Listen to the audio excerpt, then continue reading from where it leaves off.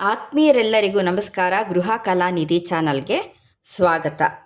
ಭಾಳ ದಿವಸಗಳಾದಮೇಲೆ ಮತ್ತೆ ಬಂದಿದ್ದೀನಿ.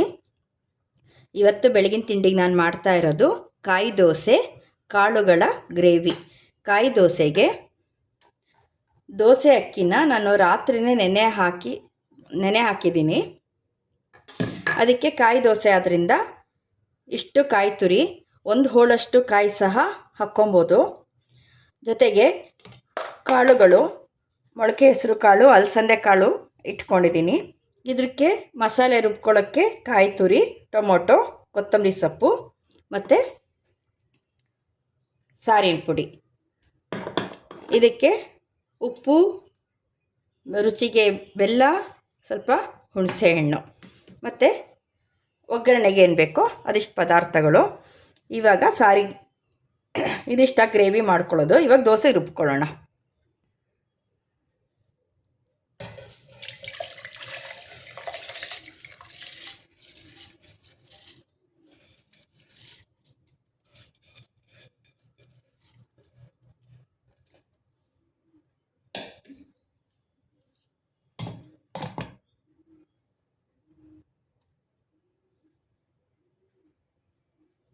ಕಾಯಿ ತುರಿ,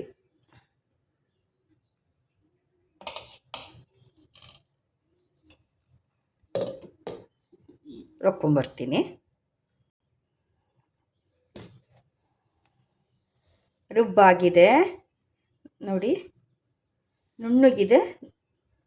ಹಿಟ್ಟಿನ ಹದ ದಪ್ಪ ಇದೆ, ಹೀಗೆ ಇರಬೇಕು.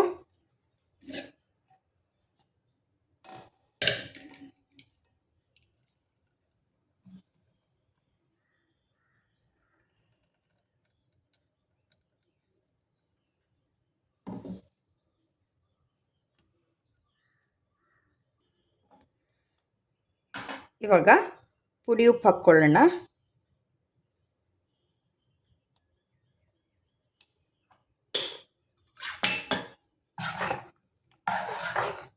ಈ ಹಿಟ್ಟನ್ನು ಒಂದು 10 ನಿಮಿಷ ರೆಸ್ಟ್ ಮಾಡಬೇಕಾಗತ್ತೆ. ನಂತರ ದೋಸೆ ಮಾಡ್ಕೊಬೋದು. ಕಾಯಿ ದೋಸೆ ಅಂದರೆ ದಪ್ಪ ಇರಬೇಕು ಹಿಟ್ಟು.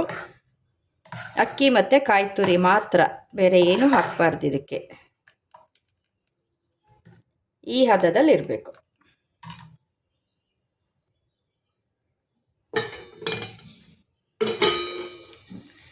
ಇವಾಗ ಕಾಳಿನ ಗ್ರೇವಿ.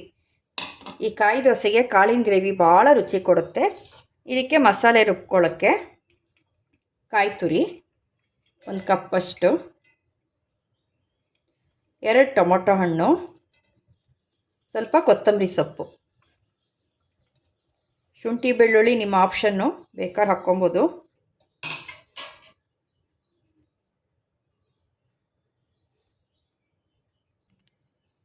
ಇವಾಗ ನಾನು ಸಾರಿನ ಪುಡಿ ಹಾಕ್ತಾಯಿದ್ದೀನಿ. ಇದು ವಿಶೇಷವಾದ ರುಚಿ ಕೊಡುತ್ತೆ. ಇದು ಖಾರ ಇಲ್ಲ, ಹಾಗಾಗಿ 1-2 ಚಮಚದಷ್ಟು ಹಾಕ್ತಾಯಿದ್ದೀನಿ.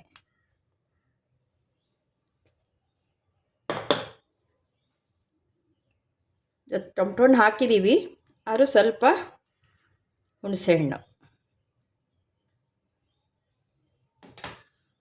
ಉಪ್ಪು, ಬೆಲ್ಲ ನಾವು ಕಾಳನ್ನು ಕುದಿಸ್ಬೇಕಾದ್ರೆ ಹಾಕ್ಕೊಂಡ್ರಾಯ್ತು.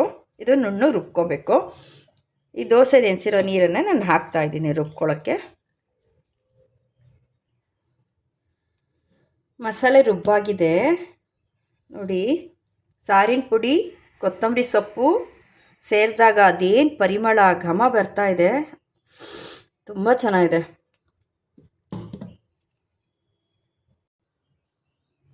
ಇವಾಗ ಗಾಣದ ಎಣ್ಣೆ ಹಾಕ್ತಾಯಿದ್ದೀನಿ, 1-2-3 ಚಮಚ. ಚೇತನ ಅವ್ರದ್ದು ಕೋಲ್ಡ್ ಪ್ರೆಸ್ಡ್ ಆಯಿಲ್,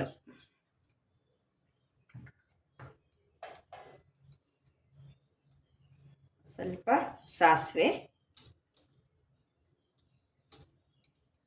ಒಣಮೆಣಸಿನ್ಕಾಯಿ ಚೂರು,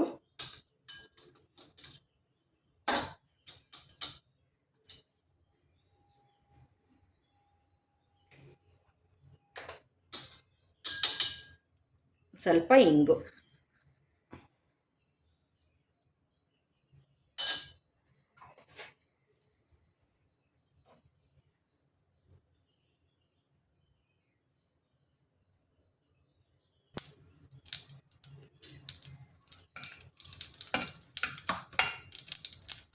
ಸಾಸಿವೆ ಸಿಡಿತಾ ಇದೆ. ಇವಾಗ ಕಾಳುಗಳು ಹಾಕ್ಕೊಳ್ಳೋಣ. ಮೊಳಕೆ ಕಾಳು, ಇದ್ರ ಜೊತೆಗೆ ಅರಿಶಿನ ಹಾಕ್ಕೊಂಡು ಸ್ವಲ್ಪ ಹುರ್ಕೊಳ್ತೀನಿ. ಹುರ್ಕೊಂಡು ಮಾಡಿ ನಂತರನೇ ಮಸಾಲೆ ಹಾಕಬೇಕು, ಆವಾಗಲೇ ರುಚಿ ಬರೋದು. ಇಲ್ಲ ಒಂದಕ್ಕೊಂದು ಅಂಟ್ಕೊಂಡು ಮೆಲ್ಟ್ ಆಗಿಬಿಡುತ್ತೆ.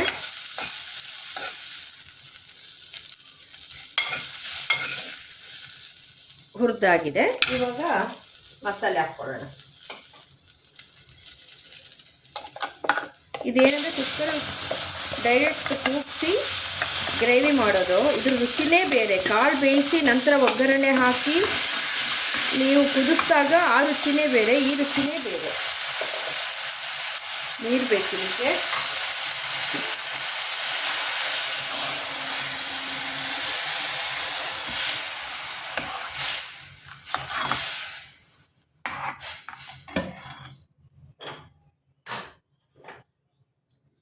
ಕಲ್ಲುಪ್ಪೆ ಹಾಕಬೇಕು, ರುಚಿಗೆ ತಕ್ಕಷ್ಟು. ಸ್ವಲ್ಪ ಬೆಲ್ಲ.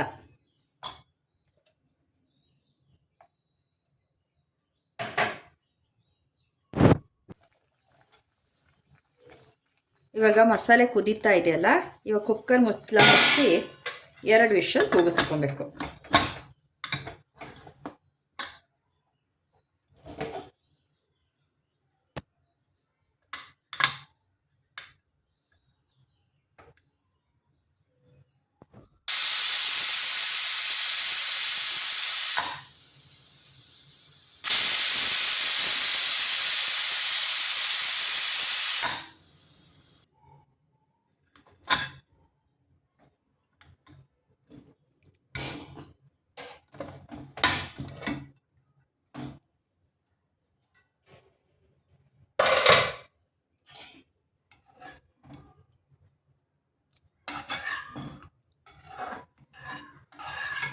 ದೋಸೆಗೆ ಈ ಥರ ನೀರಾಗಿದ್ರೇ ಚೆನ್ನಾಗಿರುತ್ತೆ.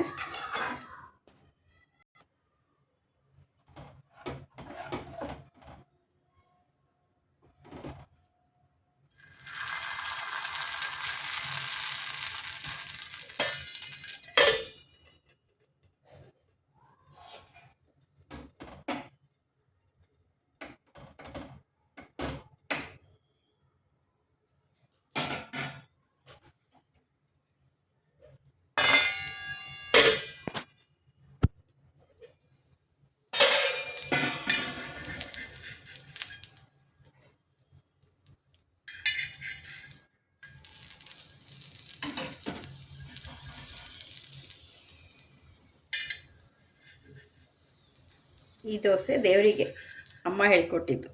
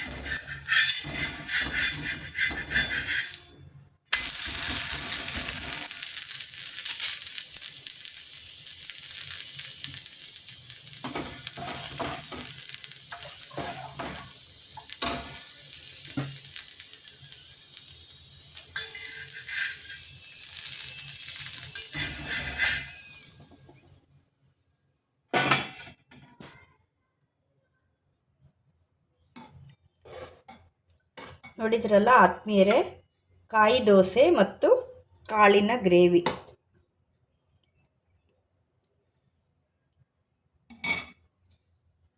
ಈ ರೆಸಿಪಿ ನಿಮ್ಗೆ ಇಷ್ಟ ಆಯಿತು ಅಂತ ಅಂದ್ಕೊಳ್ತಿದ್ದೀನಿ.